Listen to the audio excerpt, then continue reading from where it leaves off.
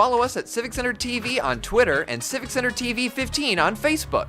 Civic Center TV, television that's close to home.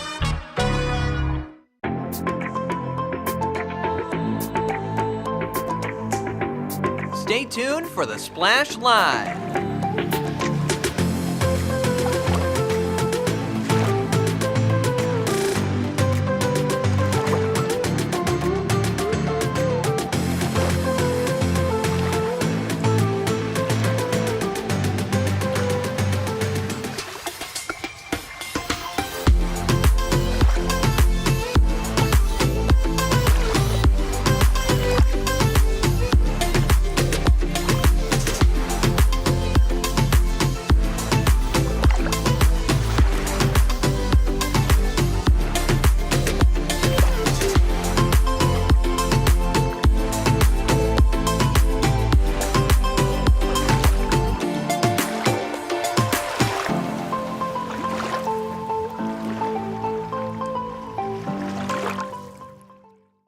It's time for the Splash Live from Civic Center TV, featuring stories from and about people like you in the Greater West Bloomfield area. Simulcast on cable, 89.3 Lakes FM, social media, and the web. Now live from Green Media Center on Walnut Lake Road, it's the Splash Live. Live, local, social. It's the Splash Live on Civic Center TV and 89.3 Lakes FM. I'm your host, Jake Sheff, going over all of the biggest news and events from right here in Greater West Bloomfield. In case you missed it, last week was the annual Michigan Week celebration right here in Greater West Bloomfield. An incredible event showcasing all of the hard work and dedication that many members of the community provide every single day. Civic Center TV was there to capture all the action, and our very own Kevin McIntosh had a chance to speak to some of the big winners of the day and hear how they feel to be assisting our community. The Michigan Week Community Awards Breakfast is an annual event in West Bloomfield that highlights residents who make a difference in their community by volunteering. As Civic Center TV covered this event, we spoke to attendees and awardees about volunteering and what the acknowledgement means to them. Volunteering means offering to support another in need without an expectation of something in return, and part of my commitment to humanity to help those who need it. The church means a whole lot to me, and it meant a whole lot to me, and I volunteered at the church. And when my children were growing up, I volunteered at the school. Where children and your children go, you should be an active parent in that particular school. A celebration of service to and from local residents who take the initiative to push the community forward.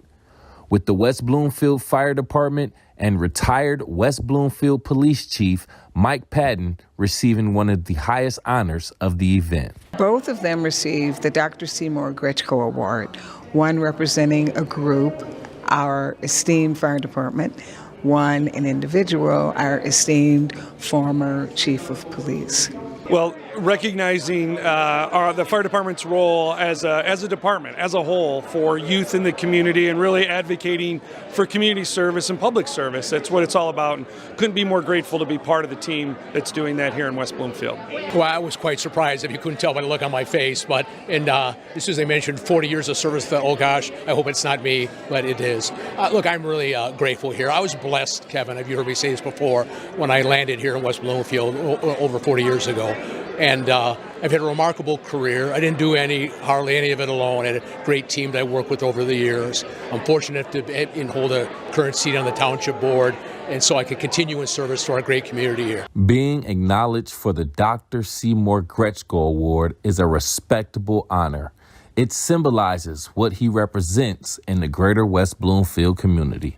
The Michigan Week Committee so valued the legacy of Dr. Gretschko that we literally believed there should be a way to lift up the principles that he modeled. So the values in his life in support of youth, and the quote, if I err, I will err on the side of the child. Meant so much that we felt we needed to perpetuate that. Say yes to volunteering in Michigan was the theme for this year's event, and the Greater West Bloomfield community took their time to say thank you to those who said yes. From Temple Israel West Bloomfield, I'm Kevin McIntosh, Civic Center TV. Appreciate Kevin for getting all that coverage at the 2025 Michigan Week Awards, one of my favorite events of the year, to see so many people that make this community what it is be recognized in this way. You can see the full coverage of the event on our website at civiccentertv.com/Michigan Week 2025. A late fee forgiveness program is currently underway here in Michigan. The 48th District Court is holding a late fee forgiveness program that went into effect on May 1st and will continue until June 13th. The court will waive late fees, bench warrant fees, and penalties for civil infraction cases that were issued within the jurisdictions covered by the 48th District Court. This includes the cities of Birmingham, Bloomfield Hills, Keego Harbor, Orchard Lake Village, Sylvan Lake, and the townships of Bloomfield Hills and West Bloomfield. For assistance in determining eligibility and the total amount owed, individuals should contact the court at 248-686-5150 or 248-686-5148, Monday through Friday between 1:30 and 4 o'clock p.m. Celebrating over 2 decades of excellence, the Orchard Lake Fine Arts Show returns July 26th and 27th of this year to the heart of West Bloomfield, Michigan. And as part of the show's commitment to community and education, the event will also be featuring a youth art competition for students in grades K through 8, which means ages 5 through 13. Young artists are invited to submit up to 2 original, personally handmade works of art for public display during the show. Entry is just $3 per piece, and this initiative offers students a unique opportunity to experience the entrepreneurial side of the arts. To apply, you can just head to their website, hotworks.org/kids, to find out more. As we're currently in the month of May, that means prom season is quickly approaching. But whoever said that prom just had to be for the high school kids? Magnolia by the Lakes in Keego Harbor is celebrating a senior prom of their own for their residents, making sure that they have a magical night of their own. Here to tell us more about the event is Dr. Faraday Bagney, the CEO of Magnolia by the Lakes. Dr. Bagney, good morning. Thank you so much for joining us. Good morning. It's a pleasure to be here.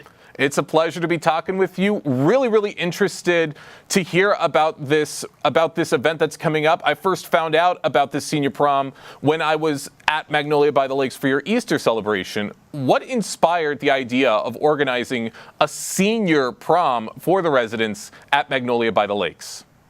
Well, Magnolia by the Lakes, as you know, is a senior resort, and the month of May is the month that most students, college students, celebrate the prom, as well as there are weddings, graduations. It's a happy month of the year. And we decided that we also would do something for our residents so that in the autumn of their lives, they can have the best season of their life. And that was the impetus for establishing, and this is our first one, the Magnolia Prom. And that sounds incredible. That's such a great feeling of positivity to be providing to all the seniors at Magnolia by the Lakes. How have the residents responded to the announcement of the prom? And has it brought up some emotions or memories? They are ecstatic about it. They are dressing up, they are getting their makeup, they're getting their suits ready. It's a big deal. It's the biggest deal that we have at Magnolia, aside from Thanksgiving and Christmas, of course. And they are very excited, and we are very excited for them.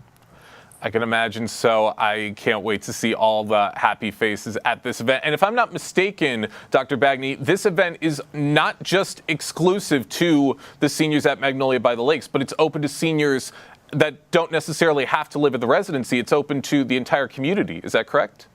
No, not really. We have invited the seniors, their loved ones, and a number of celebrities from the city of Kego Harbor, West Bloomfield, Sylvan Lake, etc., the police department, the fire department, to come and join us and celebrate. Also, the best part about it is that we have an arrangement with a number of high schools who have had their proms, and they will be coming here to escort our seniors during the event. And it's going to be a lot of fun, especially since they have already had their prom, so the ladies can dress up in their prom dresses, and the gentlemen students can actually put on their suits and come and escort the residents. Oh, that sounds great. It's going to be a fun night for everybody. Now, I think you just teased a couple of the things that are going to be taking place at this prom event, but what are some of the special features or themes that might be planned for this event? Because prom usually has a theme for their dance. Well, since Magnolia, we have a number of magnolia trees that are pink. Our theme is white, black, and pink. And so all the decorations, all the flowers are going to be white and pink. We also have the gentlemen and the ladies that are going to escort our residents. They're going to actually go, we have instructed the residents to stay in their townhomes, and the gentleman will go and knock on the door, and they will give them a corsage or a boutonniere, and they will escort them down the hall or down the elevator into the village square where the event is taking place. We have also hired a band named, let me give you the name, Marco Floyd Band from Detroit, that is going to be coming and playing live music for dancing, and the escort seniors and our residents will be dancing. And also our executive chefs, we have 2 executive chefs, have prepared a very beautiful spread of different food. It's just amazing culinary that they have created for them. And it's just going to be a fun night of dancing, of course, drinking, since they are at home here, but not the students, and having fun, just to remind them what it was life like when they were young, and that they can still enjoy the same scenario as seniors. I mean, it sounds like so much fun. Everything you're describing, it sounds adorable, and it sounds so great for these seniors to experience. For those just joining us right now on the Splash Live, we're talking with the CEO of Magnolia by the Lakes in Kego Harbor, Dr. Faraday Bagney, talking about the senior prom that's making its way to Magnolia by the Lakes very soon. Now, Dr. Bagney, what ways do you think that this prom is going to help build a sense of unity and camaraderie among the residents? Well, we do have the concept of family at Magnolia. And at all times, we consider every resident and their loved ones as our family, Magnolia family. And they also consider us as their family. And as an example, my 3 grandsons and one of my granddaughters are attending this event and are going to escort and dance with the residents. So the concept of family is accentuated by the fact that we are bringing their loved ones and my family and the Magnolia staff all together, and they are dancing and celebrating, sitting together, talking, and just remembering what life used to be and talking about it and sharing their memories. I think that brings them a lot closer. I think you're absolutely right. And it already sounds like this prom event is going to be a huge success for Magnolia by the Lakes. Do you see this prom possibly becoming an annual tradition or maybe expanding in any way in the future? Well, we would like to make it an annual event, and we will make it an annual event. At the same time, we would like to expand it for the Father's Day. Right now, our Father's Day event is having a picnic on our Magnolia Park on the coast of Cass Lake, and having boating and grilling and the sort of activities that men would like more than women. But we will expand that in the future, and so that we will perhaps combine this prom closer to Father's Day so that we can have both the male and female residents at Magnolia participate and don't feel that they are left out. That is amazing. Can't wait to see what's to come with this event. Dr. Bagney, I got one more quick question for you before we let you go.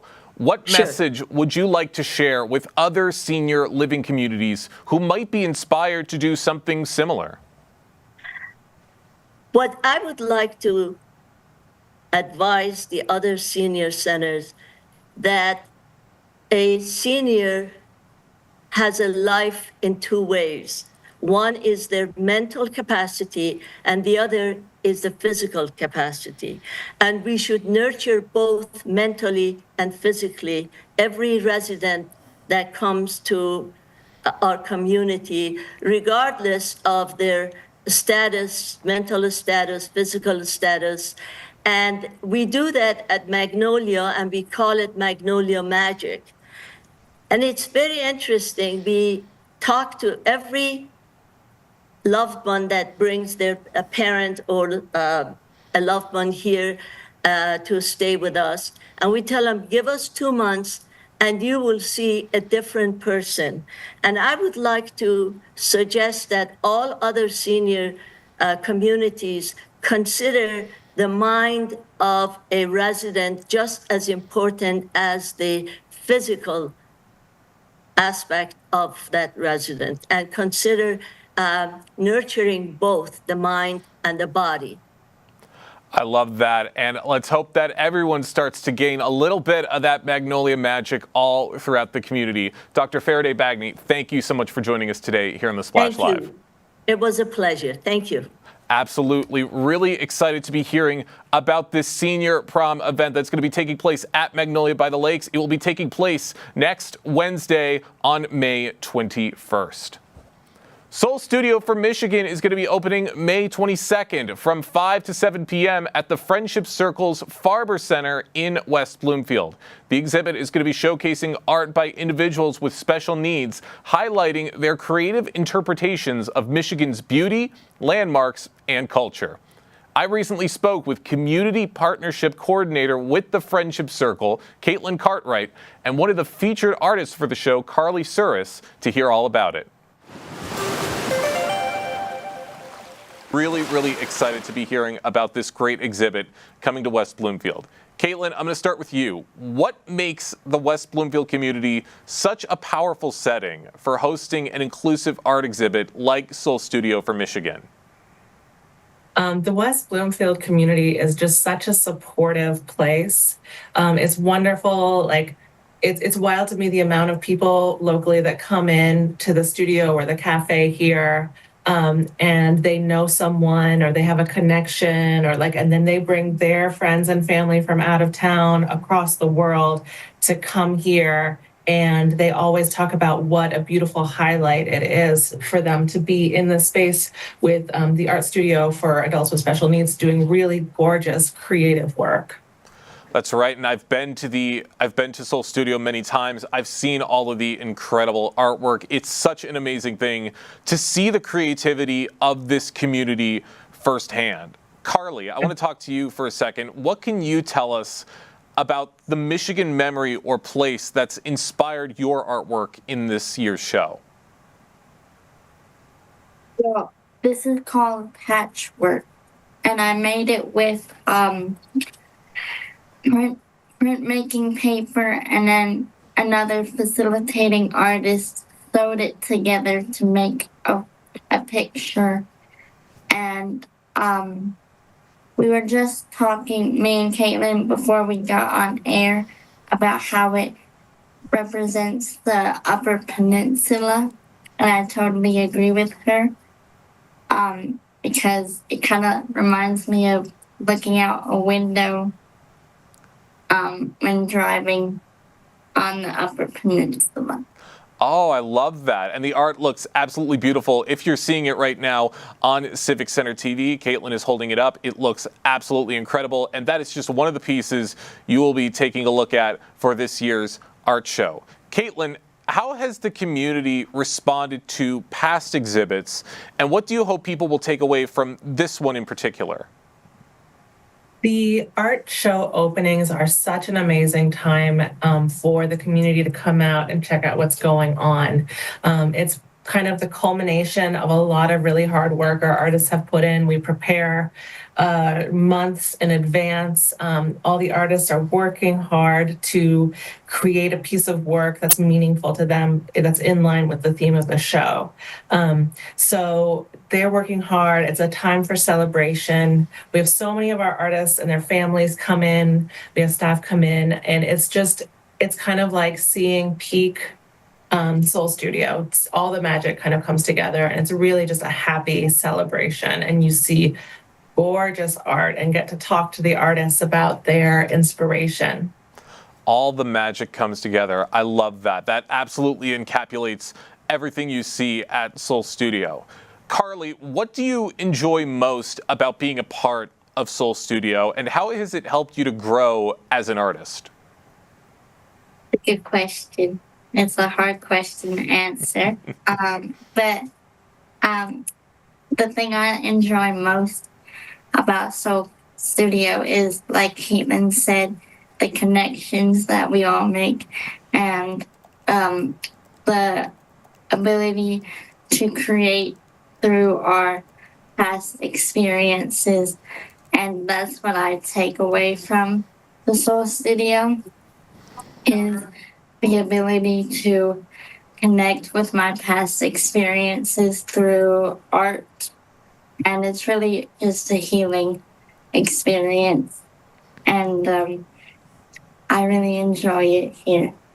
Well, that's amazing to hear, and that's amazing to hear of everything that you've gained from Soul Studio. For those just joining us right now on the Splash Live, we have Caitlin Cartwright with the Friendship Circle, and we have one of their featured artists, Carly Suris, for the upcoming Soul Studio for Michigan Art Gallery that's going to be taking place on May 22nd from 5 to 7 at the Friendship Circle's Farber Center in West Bloomfield.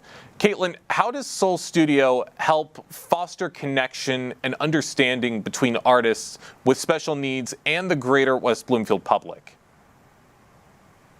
Good question. I think for me, the special needs community, I think, it can be not seen in its full beauty sometimes.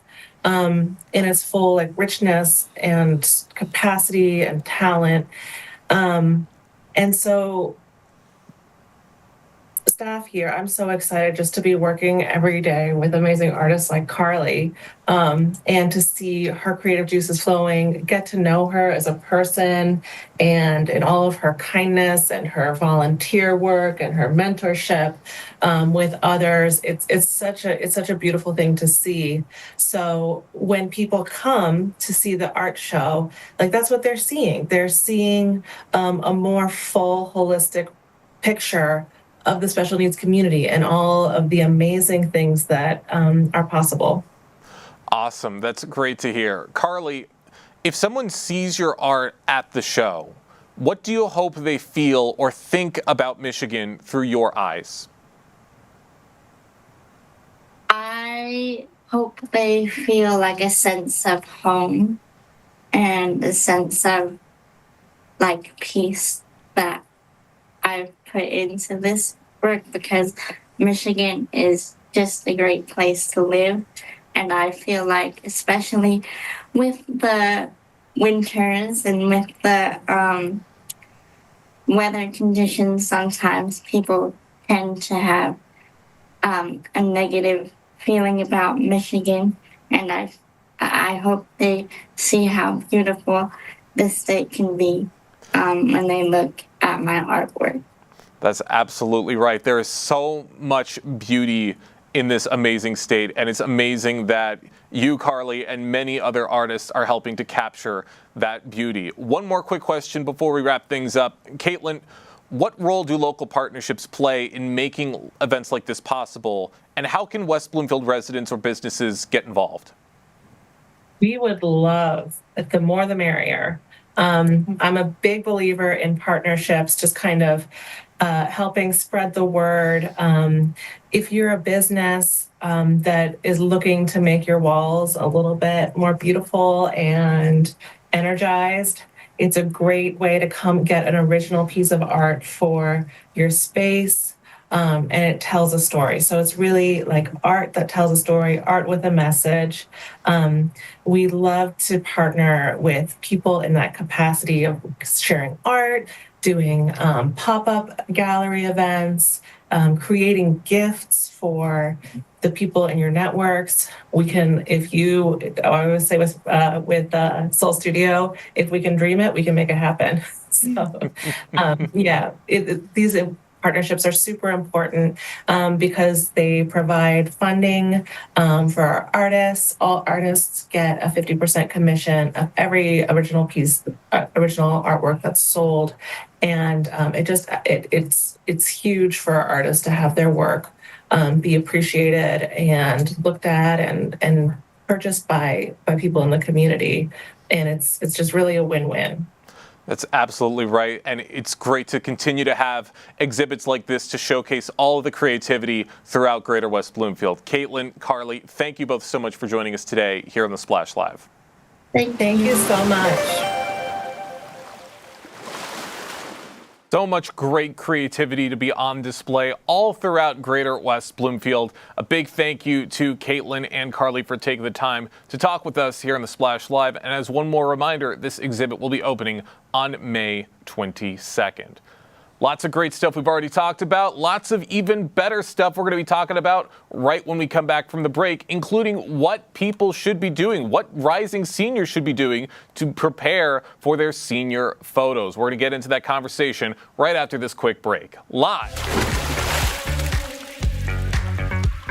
We'll be right back with the Splash Live. Hi, I'm Chris Fry, Park Superintendent of West Bloomfield Parks. Congratulations, Civic Center TV, on 1 million views on YouTube. Thank you for all you do in the community, and thank you for having me on The Splash throughout the season to talk about activities out in the parks. Chris Fry, proud to be 1 in a million. Good nutrition can help make sure you have enough iron, calcium, and vitamin C in your body, which can make it harder for lead to enter your bloodstream. Help protect your family from the harmful effects of lead. Missed one of our live broadcasts or one of your local municipal meetings? Check it out online at civiccentertv.com. Every meeting, show, and interview on demand. Thank you for watching and listening to Civic Center TV and 89.3 Lakes FM. And now, back to the Splash Live. Live, local, social. It's the Splash Live on Civic Center TV and 89.3 Lakes FM. I'm your host, Jake Sheff, going over all of the biggest news and events from right here in Greater West Bloomfield. With the school year winding down, seniors are preparing to bid high school farewell and make the big jump to college. But the rising seniors of this year, the juniors, have a lot of work to do to prepare themselves for their own senior year. One of the biggest things on their to-do list is, of course, senior pictures, which should be getting taken sooner rather than later. Here to tell us some tips for rising seniors on preparing themselves for their senior photos, we have the co-owners of Frameable Faces in West Bloomfield, Doug and Allie Cohen, joining us right now on the Splash Live. Good morning to both of you. Good morning. Hey there. How are you? I'm great. Really happy to have you with us, and really excited to be getting into this conversation. It's an important one to be having around this type of year. Doug, we're going to start with you. What are some of the most important things rising seniors should consider when choosing a photographer for their senior portraits? Well, there's several things. I think they should consider the process that the photographer brings to the table. So I would say that and the personality of the photographer are two really important things. So when I say the process, you want a photographer that's going to hold your hand through the whole process, meet with you ahead of time, get to know you, and genuinely seem interested in creating something that is about you for your senior pictures that will be really all about capturing your personality, and that they have some ideas about how they go about their craft. Like, you can tell the difference between somebody who's really engaged and really committing to creating something special for you, as opposed to somebody who might not quite have all the experience, doesn't really know the right questions to ask, or doesn't really seem to have a game plan. So you definitely want to be, as you sort through the photographers that you either talk to or meet with, the ones that really have a plan and are really committed to creating something special. And then also just in terms of how you connect with them. You know, if you feel a connection to your photographer, that's going to come through in the photos. You know, that there's a lot to be said for how comfortable you are and how you feel about the person who's taking your photos. If there's no connection there, it'll look like there's no connection there. So that's one thing I would start with, just in terms of figuring out who your photographer is going to be. That's absolutely right. Connection is very important. And I do have to say, connection was not an issue on my end, because my mom actually worked at a photography studio for many years. So she was very on top of things and made sure that I got my senior photos done in a timely manner. I also got them done for free. But more importantly, Allie, I'm going to go to you next. How far in advance should students book their senior photo session, especially if they maybe want seasonal backgrounds, like maybe fall foliage or spring blooms? So we are already booking for the class of 2026 right now. We've actually been booking. I think the first senior we booked for the class of 2026, I believe, was in February of this year. Oh, wow. And it was for that reason. She wanted a specific season. So she wanted the fall colors, and she wanted to make sure that she got there in the peak of fall colors. So she booked early. She had her choice of time. And that enabled her to, if something happens, because we do live in Michigan, and in the fall it could be 80, 90 degrees. It could be really cold. It could be rainy. So she's got that flexibility now because her session is already booked. So we've got that flexibility to move around if we need to accommodate her and what she envisioned for her senior photos. Man, people already making the jump and getting those appointments booked. Very important to do so, as you both said. And for when students want these photos taken, I'm sure they want to show a little bit of their personality in these photos. They want to make them stand out. So, a question for you, Doug. How can students incorporate their personality or maybe their hobbies or interests into their session to make the photos feel a little more authentic? Well, we always say that there's different categories of personality for the seniors when we try to present it to them and give them some options and talk it through. Like, are you somebody who gravitates towards nature? And do you want to be out on a trail with trees and water behind you and something really pretty? Or do you want something more edgy, in the city, in alleyways where there's where it's not real clean looking and there's graffiti on the walls, but that can be a really cool look too. And that can be something that really can kind of define how a senior feels about who they are and what kind of personality they have.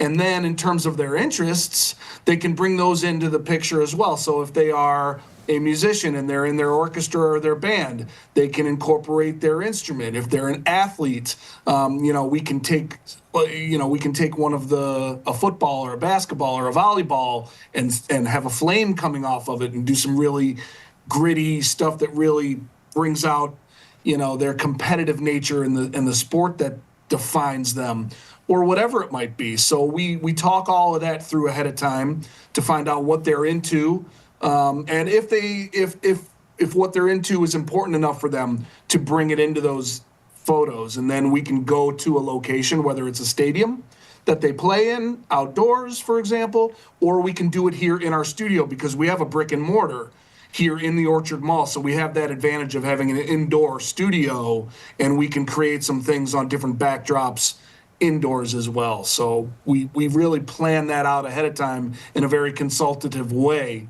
so that we accomplish what they're looking to get. That's right. And you said it yourself, the indoor studio definitely has a lot of benefits, as you don't have to worry about weather interfering with photos and possibly causing some issues. So you're absolutely right. Lots of things to consider. Allie, I'm going to go to you next. Can you walk us through what a typical senior photo session with you looks like from preparation to final delivery? Absolutely. So from the very beginning, before we even start the session, we will have the senior or rising senior and or one or both parents or guardians come into the studio where we'll meet. We'll kind of plan out that photo session, ask all the questions. What do you see? If you could design your perfect session, what would you want to do? So we can give suggestions, but these aren't our senior photos. These are the seniors' senior photos. So we want to know what is important to that senior. So we get all that information. We have then a design, perks of working at home, a design consultation where we plan out outfits. I can go shopping personally with the senior and the parent. I can do it virtually. Send me outfits, send me anything. We'll make outfits that way. Then the day of the session, hair and makeup, if needed, is done. And we've got a variety of people on staff, at our disposal, that will help to do that. Then the day of the photo session comes, everybody's very excited. We have a dressing room set up for the senior in the studio.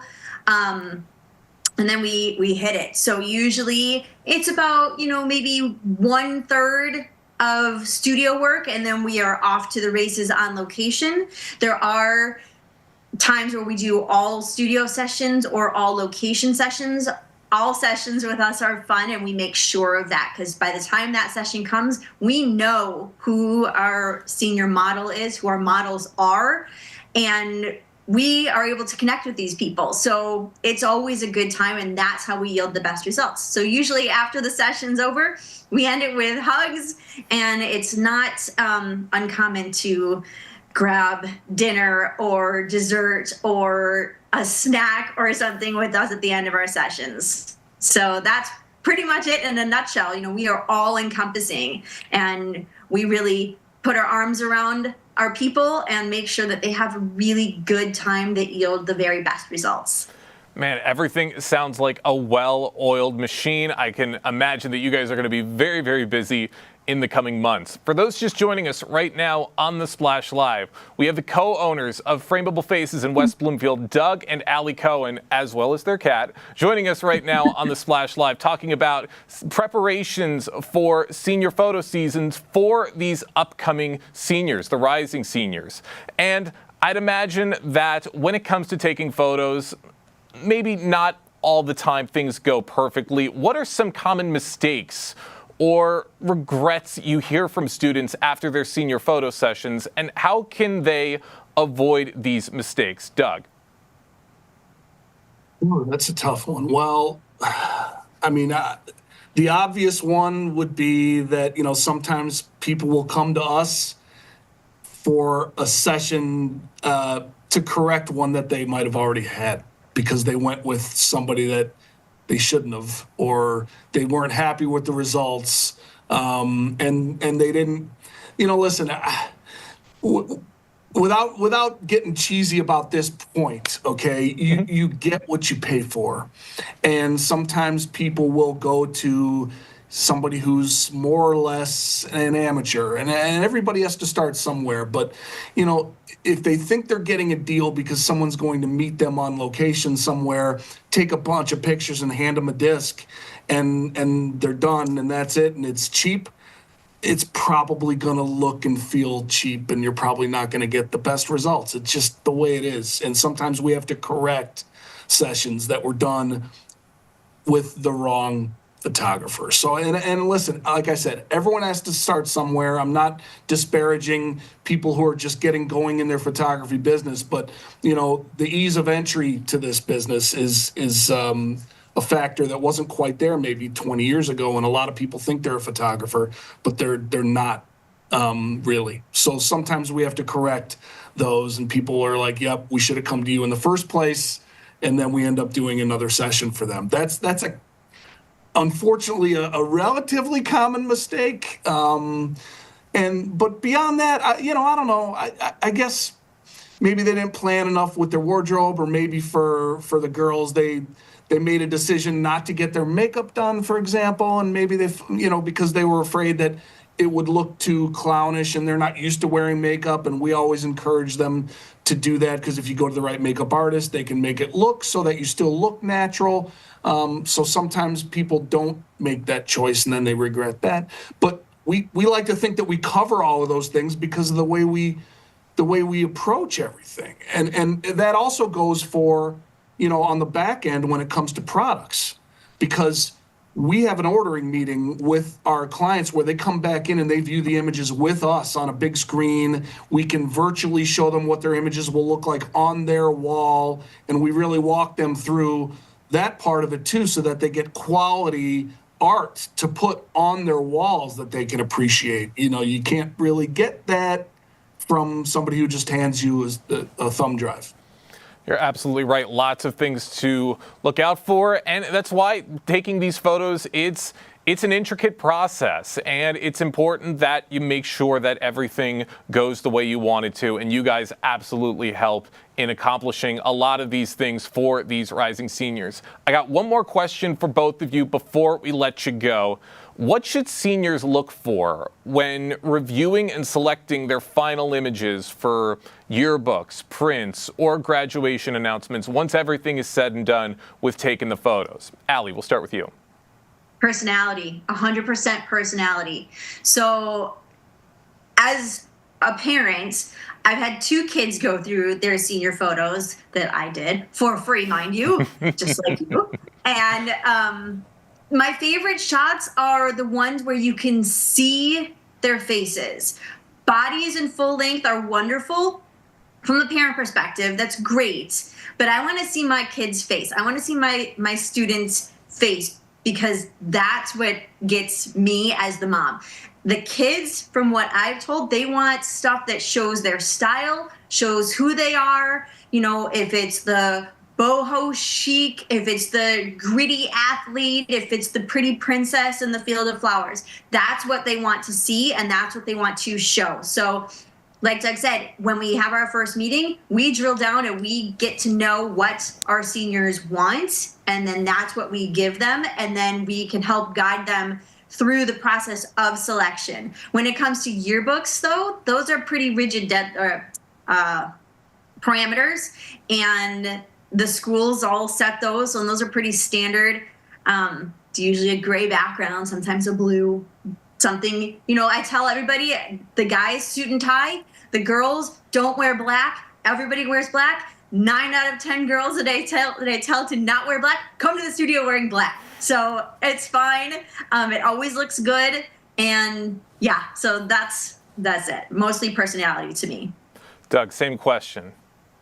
Yeah, well, I think one thing that's really important is for the senior and for the parents to go into this prepared to compromise a little bit. There's nothing wrong with a little bit of compromise, and sometimes we can fill that role a little bit as mediator, as long as we, because we try not to take a complete side with the parent or the senior. And what I mean by that is, sometimes you'll have a senior who comes in and sees a photo of themselves that they don't like because they're smiling really big and they think they're cheesing too hard. And the mom is like, well, no, but I love your smile. I want to see your smile. And the senior wants it to be more straight-faced and edgy. And the mom says, well, when I see you looking like that, I see you giving me attitude. And then so sometimes there's a disconnect between the parent and the senior a little bit, but it's okay to have a little of both and to go into it knowing that you're probably going to,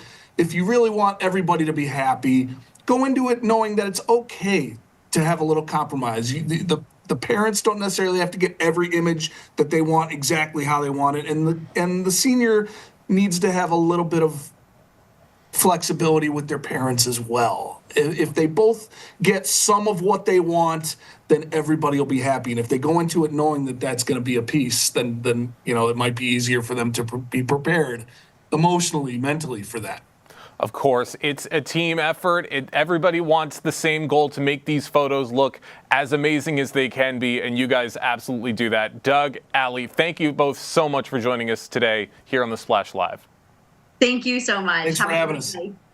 Absolutely. These guys are going to be hard at work throughout the next few months, as are many other photography places, as these rising seniors start to get working on getting these senior photos taken. Can't wait to see how all of these photos turn out for the next school year. Oakland County is partnering with the Michigan College Access Network for Ticket to Tuition.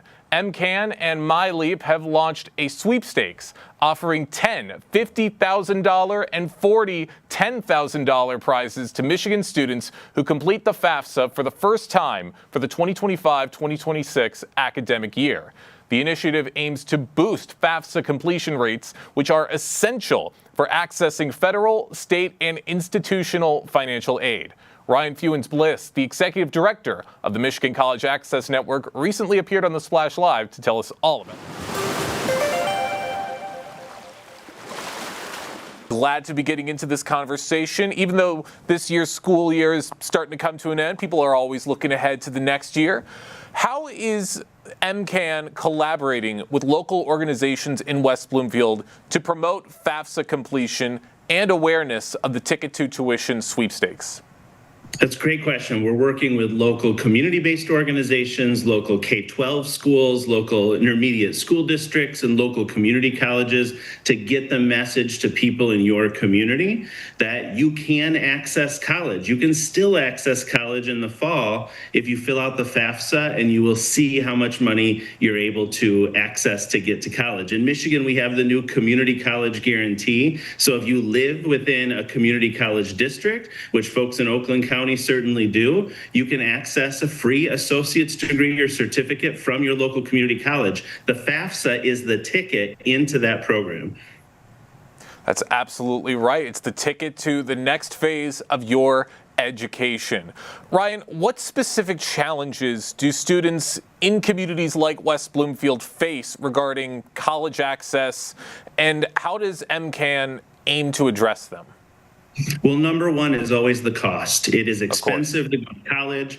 We have started to address this with new financial aid. In the last 5 years, the state has invested hundreds of millions of dollars in new financial aid that didn't exist when I went to college here in Michigan. And so we've been attacking that piece of it. The FAFSA, again, is the ticket to access those funds.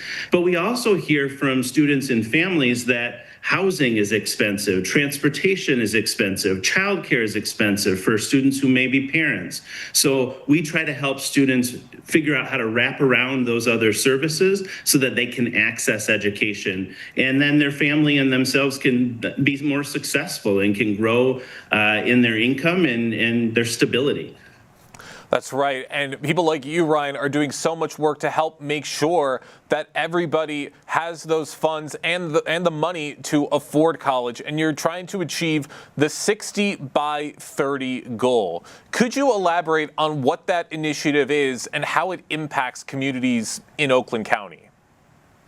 Yes, so back in 2019, in Governor Whitmer's first address to the state, really, she set a goal of 60 by 30. It's the first time the state has set a college attainment goal. 60 by 30 means 60% of Michigan residents will have a degree or post-secondary certificate by the year 2030. And that's because of economic data that says the state will need that many people with certificates and degrees for our economy to continue growing, or we import the talent from other communities, other states, and other countries. We want to make sure Michigan folks have an economic opportunity here. So the governor set that, the legislature then codified that in the state budget every year since. And so we're working toward that. What's interesting is it's a statewide goal. So local communities, local areas like Oakland County certainly needs more than 60% for your economy. You probably are more like an 80% need. So your 80% will cover for some of the more rural communities who need a smaller percent than 60%. That's how we get the 60% statewide goal.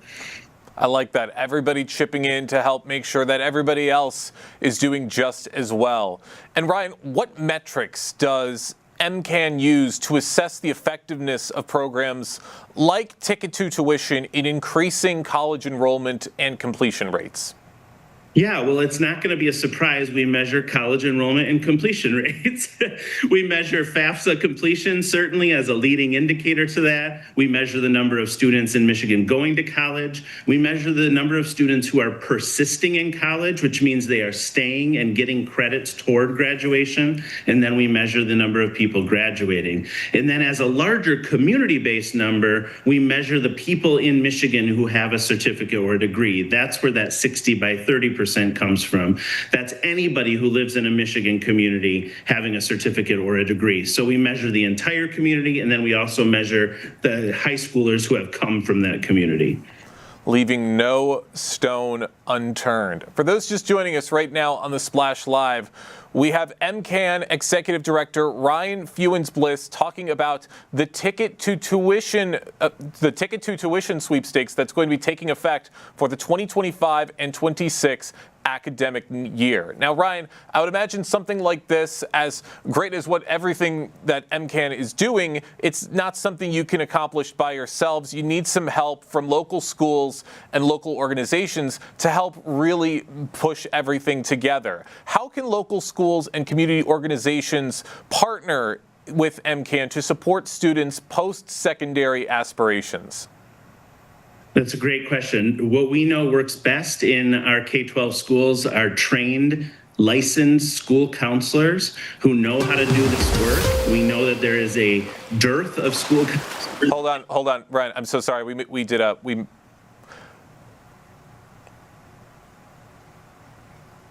Yeah, I'll re-ask it. Sorry, we had a quick little flub right here. I'm just going to set everything up again, and I'll ask you that question again. So, okay.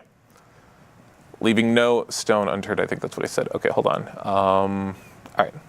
Leaving no stone unturned. For those just joining us right now on the Splash Live, we're talking with the Executive Director of the Michigan College Access Network, Ryan Fewens-Bliss, about the Ticket to Tuition program that's going to be going into effect for the 2025-26 academic school year. Now, Ryan, something like this, I would imagine you would need some help from a lot of people and a lot of organizations throughout Greater West Bloomfield. How can local schools and community organizations in Greater West Bloomfield partner with MCAN to support students' post-secondary aspirations?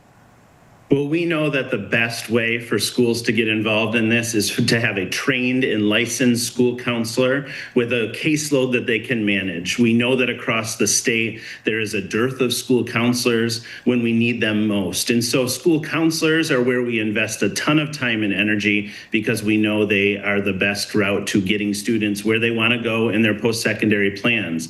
But it's not just about the K-12 schools, community-based organizations, after-school programs, the colleges themselves. We're all working together to try to get students to where they want to get to in life.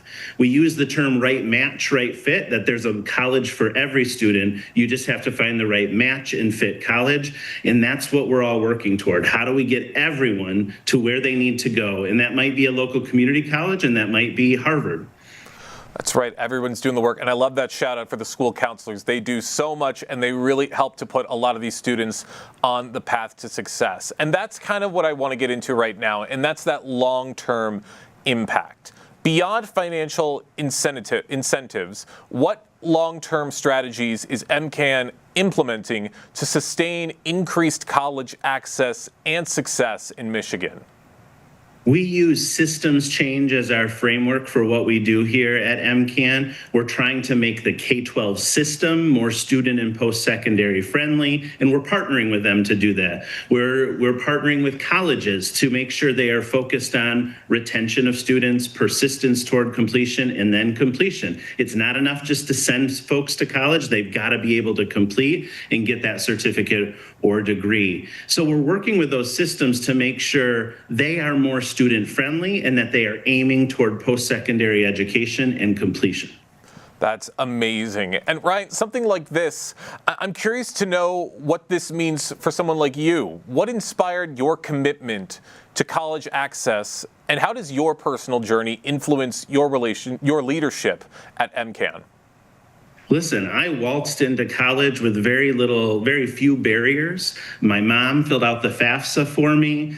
I got into the college that I wanted. And when I looked around looking for my classmates from high school, they weren't there. I didn't realize there were so many barriers to college for a lot of people, for most people in this country and in our state. And so that privilege that I had really hit me hard. And I learned that I needed to make sure that there was a pathway for other people, because college changed my life. It made me the man who I am. It made me the professional who I am. Everybody deserves that opportunity to have their life changed for the better and designed by them. College lets you do that. And so that's what I've committed my professional life to, is making it so other people have just as much access and just ease of access as I had when I went to college.